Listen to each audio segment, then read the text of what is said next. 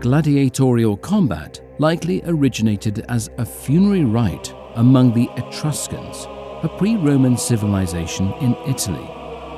These rituals, known as munera, were held at funerals to honor the dead and symbolized a form of blood sacrifice. The shedding of blood was seen as a sacred offering to appease the spirits of the deceased or the gods of the underworld, reflecting ancient beliefs in blood as a conduit between the mortal and divine realms.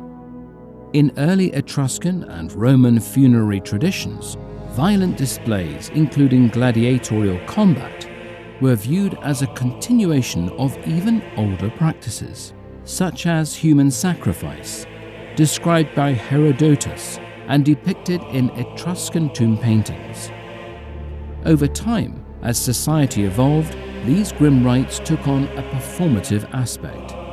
Individuals procured for these combats were trained to the best of their abilities and with the weapons available, for one ultimate purpose: to die ceremonially on the appointed funeral day at the tombs.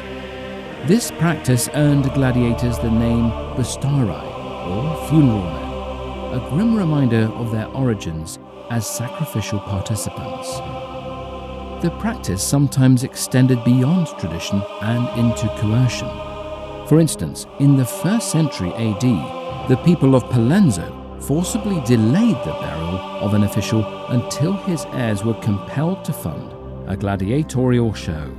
In other cases, testators stipulated bizarre spectacles in their wills. One required a duel between women chosen for their beauty, while another called for a conquest between boys he had once loved. Public outcry, uncharacteristically chivalrous, annulled the latter provision. It's worth noting that some historians have mentioned the existence of female gladiators, known as gladiatresses. These women were often regarded as exotic curiosities and were primarily featured in special events to entertain the crowds. Unlike the male counterparts, they were not a central part of the gladiatorial games. Over time, gladiatorial combat transitioned from private funerary ceremonies to grand public spectacles. Politicians and emperors began to sponsor these games to win favor with the populace and display their power and wealth. The Roman historian Tacitus expressed his disgust for gladiatorial combats, stating, "And the people, eager for the blood of men, just as that of beasts. And the rulers, seeing this, did nothing to restrain the spectacle." A decisive moment in this evolution came in 264 BC, coinciding with the beginning of the First Punic War. At the funeral of Brutus Pera, the man who, according to Nicholas, had got the idea from the Etruscans, his sons arranged 3 simultaneous gladiatorial combats in the cattle market, a significant milestone in Rome's gladiatorial history. By 216 BC, the scale of such displays had expanded considerably, with 22 combats presented in a single occasion. The custom soon spread beyond Rome. Funeral contests were observed in Carthage, Spain, and even adopted by Antiochus Epiphanes of the Seleucid Empire, who brought it to Syria. Meanwhile, at Rome itself, this type of entertainment grew until in 174 BC, at Flamininus Games, in honor of his father, 74 men fought against each other during a display lasting for 3 days. The year 105 BC marked another turning point. For the first time, Rome's 2 consuls officially sponsored gladiatorial games. While a religious undertone remained, the games now served a broader purpose. They were seen as a means to foster military toughness and discipline, acting as a counterweight to the perceived softness of Greek cultural influences spreading through Roman society. This xenophobic Roman spirit, which valued virality and endurance, upheld the brutality of gladiatorial combat as a reflection of Rome's ideals of strength and martial superiority.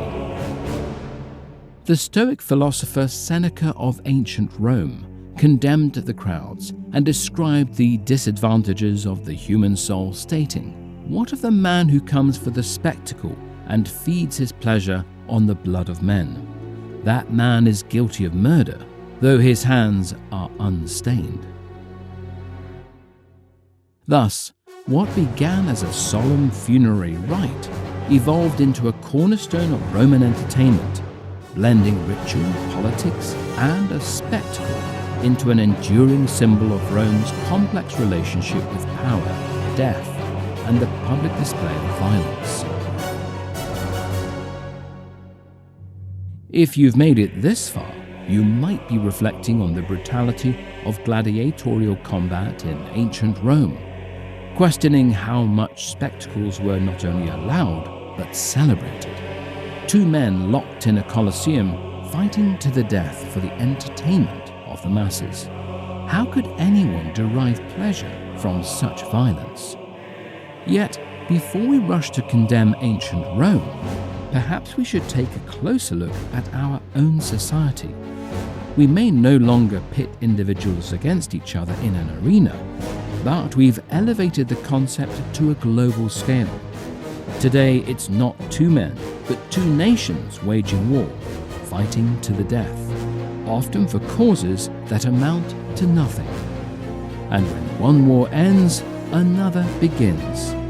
So, who's to say ancient Rome is uniquely brutal or strange?